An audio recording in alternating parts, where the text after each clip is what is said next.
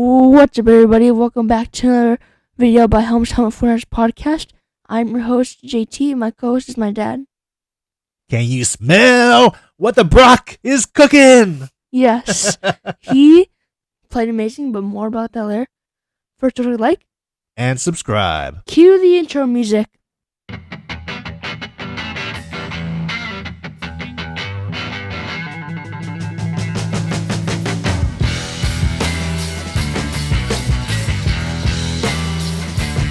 So the 49ers beat the Eagles 42-19.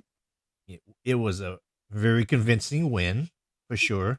Yes. No question about it, It was good. We had a great time watching it. But the first quarter, it wasn't very good. We had no first downs, and Brock Purdy wasn't playing Brock Purdy-like. Yeah. I felt like, the stage was too big for him, maybe. He was getting some jitters. It wouldn't be surprising if he was a little bit stressed about it, with all the pressure of him having to prove himself, basically. Yeah, in the first quarter, 2 consecutive 3-and-outs. Yeah. And on the other side, the Eagles had very long drives, so our defense was out there for a long time. So, but the good thing is we held them to only 2 field goals. That was very important. Yeah, we looked totally out of rhythm, right?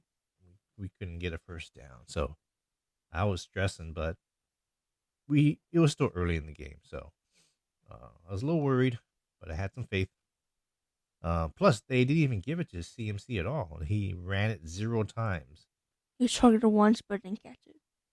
Yeah, so that's something that really shows me how much trust Shanahan has in Brock Purdy, that he would, in the biggest game of the season for us, on the same place where he had a season-ending injury, that he gave the ball to Brock Purdy, put it in his hands, and consecutively 6 times in a row, let him throw it in a very loud stadium with a D line that was like coming after him. So Shanahan trusts Brock Purdy, to no end. So very impressive.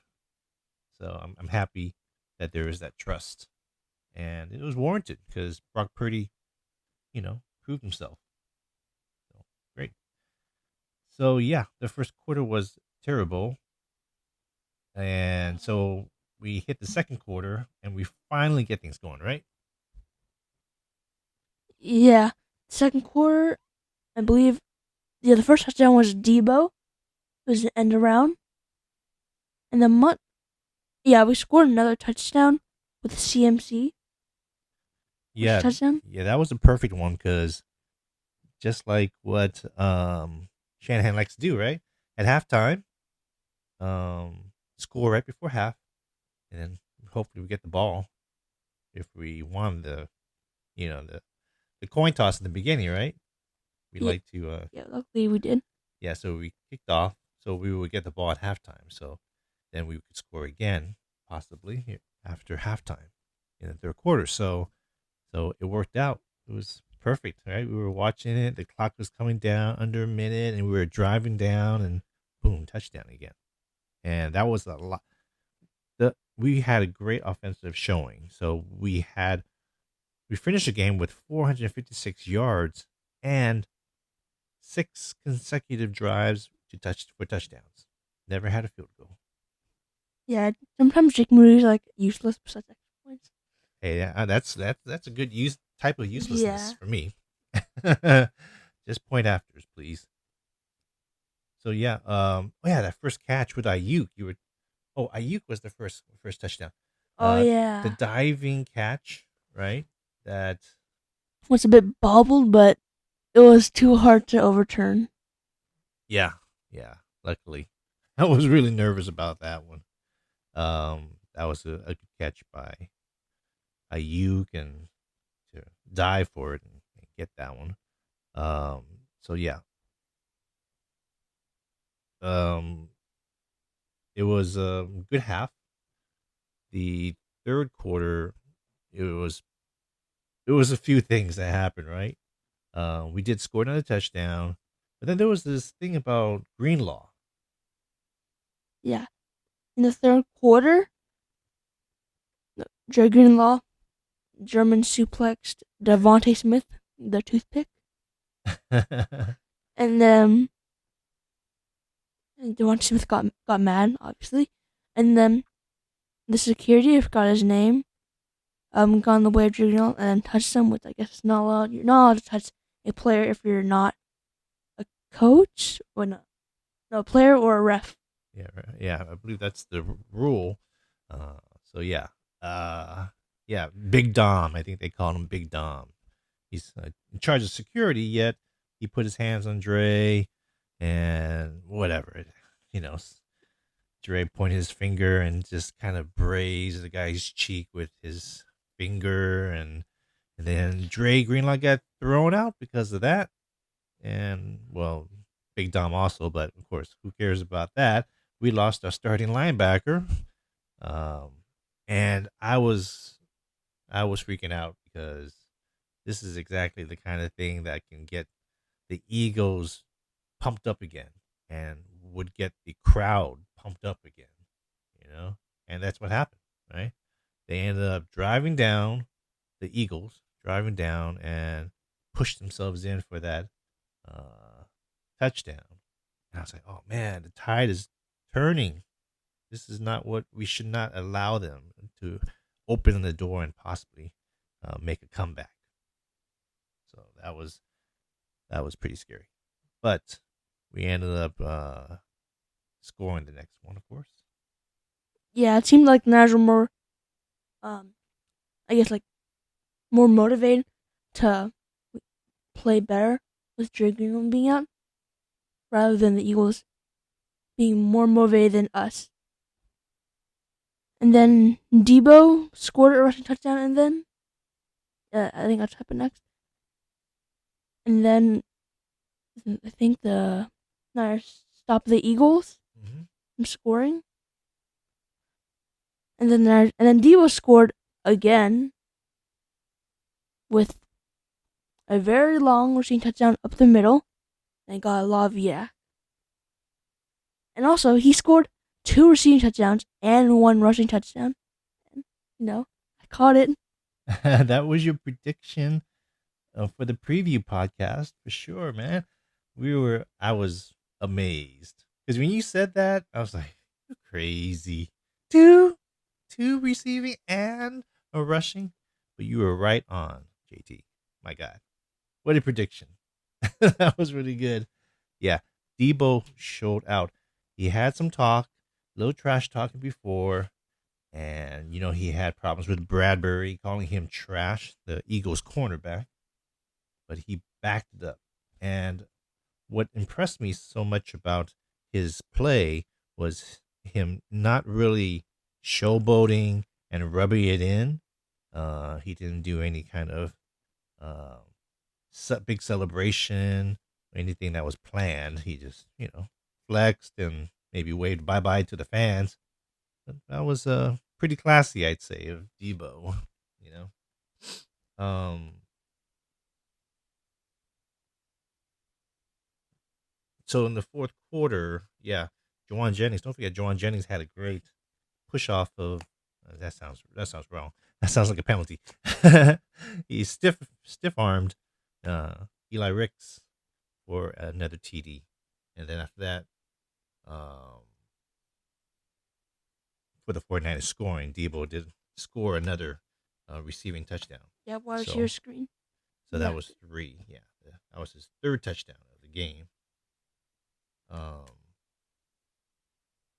I think I think everybody contributed perfectly. I mean, CMC, Jawan Jennings, Kittle, Debo, Ayuk, everybody got into it. So it was a very balanced game, and we had so much talent. It was, it worked out very well for us. So it was a great win for the Niners. Um, so Purdy finished off with 19 of 27, 314 yards with 4 touchdowns. And that came out to a rating, QB rating of 148.8 and no interceptions. So that was an excellent game by Purdy. He was only sacked twice for only a loss of 4 yards. So uh, the O line actually did pretty well, don't you think? Yeah, pass blocking and run blocking because Christian McCaffrey had 93 rushing yards and a touchdown, 5.5 yards per carry. Yeah. I mean, the whole thing was Colton McKivitz. I was a little nervous about Colton McKivitz going against Hassan Riddick, but he gave up 1 sack, and I think Burford gave up the other one. Yeah, Not too and two bad. penalties. Yeah, not too bad. Uh, to go against Riddick and that D line, and to only have 2 sacks to allow them. That was really good, I think. So the O line did pretty well. Yeah. Yep.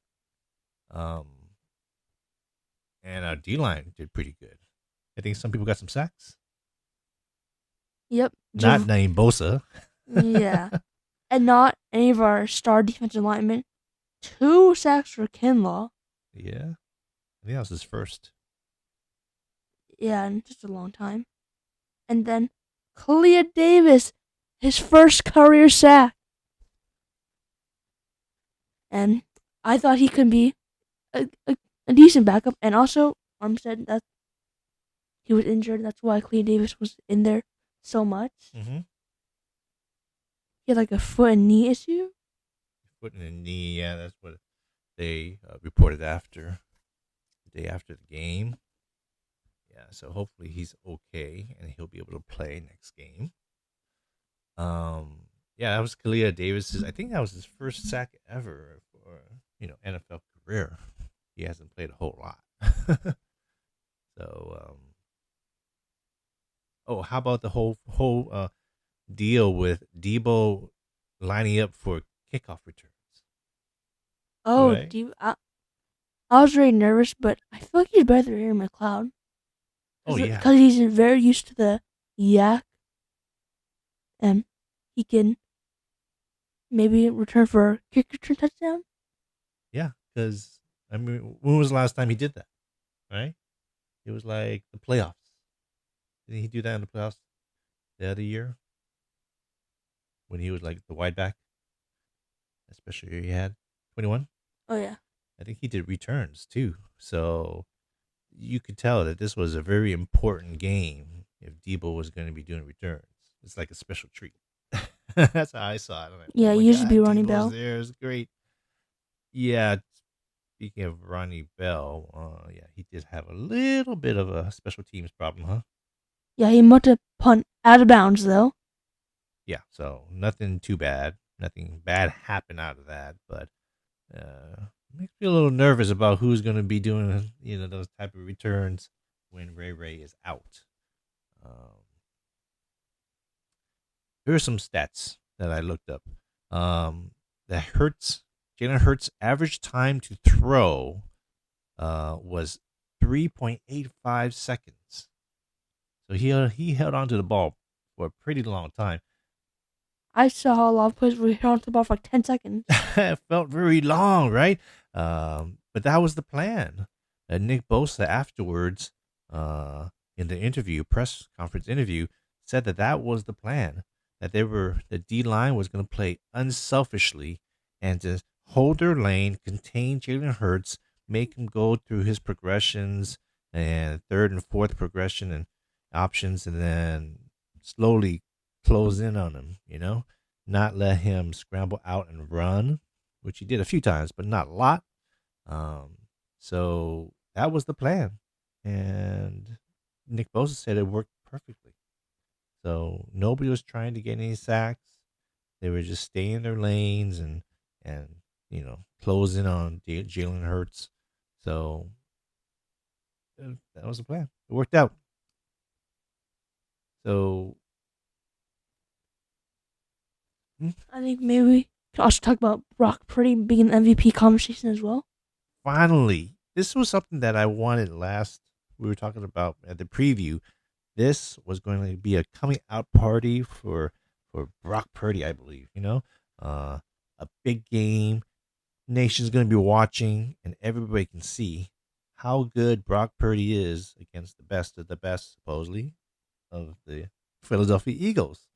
So this was going to show people a lot, and luckily he came out and balled out. So um, the people that didn't believe in Purdy, I think some of those people's minds, hopefully were changed with this performance.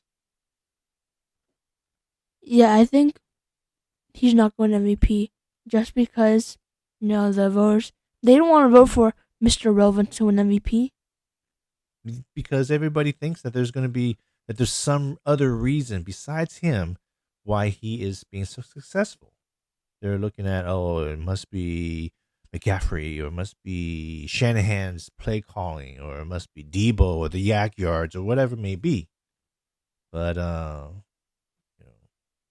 stats are stats, data's data, and wins are wins. And Brock Purdy is dominating in all those spots. He's leading in a QBR rating. Um, he's everything. I mean, I know he's leading in a lot of stats. Plus, he's won so many games, and he's done it against the best. We've blown out like the Jaguars. We've blown out the Cowboys. We've blown out the Eagles. All the The Seahawks. supposedly best teams in the NFL, we've blown away. So, of course, every team, every great quarterback probably has a great cast, just like Manning had Marvin Harrison and Reggie Wayne. Um, the everybody. Joe Montana had Jerry Rice, but Brock Purdy's the one that makes everything go. I mean, he's great. I know. I think he's the top right now. He's tops in MVP chances right now. Brock Purdy is. If he can keep it up, okay, there could be a chance where he wins MVP. If he can get over, I know he's probably not, but over 35 touchdowns and not throw any more interceptions That would and look get really top good. 5 in passing yards, I think he probably would win MVP. Yeah. Plus, I mean, going deeper in the playoffs, into the Super Bowl, I think it could happen. He just got to keep playing his game, which is elite. He's got to be doing what he's been doing this whole season, except for that little skit he had.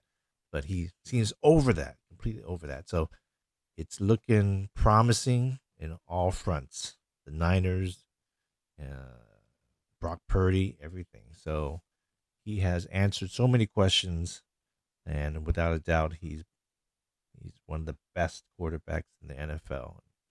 He's a Niner. Um, what else we had to talk about? The 49ers, they are the Super Bowl favorites now. Oh yeah, I mean, really? Yeah. I didn't hear about that one. I think they're like plus 300 and the Eagles are like plus 350. Uh huh. So, Okay. Oh yeah, yeah, that's right. Okay. Yeah. Wow, they are. They've just jumped up because I know the power rankings, which of course is not a big deal too, but they're in the top of the power rankings. They're top of everybody's favorite right now. So they look very strong. We're peaking right now, and we have 5 more games to go, I think. And I'm looking for the number one seed.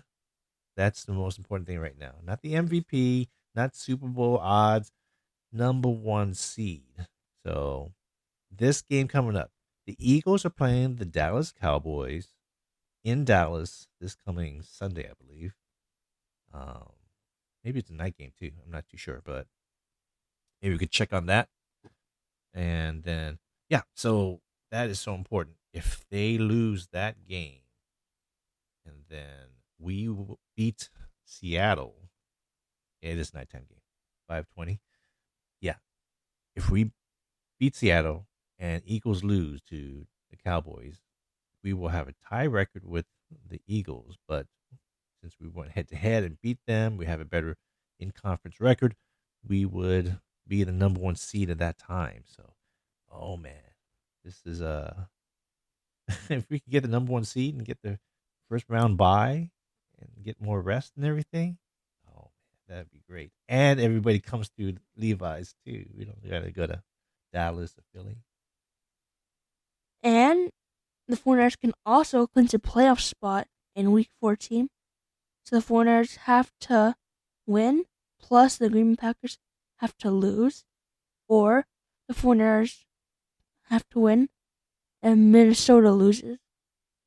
Okay, so we got to win, and then Vikings or Green Bay has to lose, and then we can clinch a playoff berth, huh? Yeah, or the 49ers win, Green Bay ties, Minnesota ties, but it's probably going to happen. Yeah, ties don't happen too often, but oh man, that's a good possibility too. Hope that works and we can clinch a playoff. So there are some injuries, right? Any injuries come up? Yeah, like we mentioned earlier, Eric Armstead with a foot and knee injury. Yeah. Spencer Burford also has a knee injury. Darrell Luter, hamstring injury, probably gonna miss next week's game. Ross Dwelly is gonna miss multiple weeks with like a ankle sprain. Okay. Yeah. I heard Zach Ertz is available. Yeah, the Niners could sign him. And like, the Eagles signed Shaquille Leonard. We can make a signing of our own. Not well, Zach Ertz isn't like that important, but yeah, for depth purposes. All right, let's try and do some game balls, huh? I mean, we haven't talked about it before this, but who would you give on the offense? Okay, let's do defense first. Defense, game ball. Who would you give it to? I would give it to what's that? I think Travis Ward. Even though he allowed a lot of yards, AJ Brown, but he makes good pass deflections that were pretty important, like in the end zone, deflected the ball from AJ Brown. So yeah, I think that's pretty important. Well, that's really good. I was going to choose that one too, but I'm going to go Ambry Thomas. I don't know how he did PFF grades, whatever, but I saw Ambry Thomas some crazy coverage, pass deflections too. I mean, those pass plays. He had 3 pass deflections. Ambry Thomas did. So, yeah, I never counted them up, but I just saw him make play after play after play. So, I mean, the Eagles were trying to get back in this game. They were trying to throw it to their 2 big receivers, Smith and Brown. And they, as a whole, Ward and Thomas shut him down. I think that was one of our players that we were hoping would have a.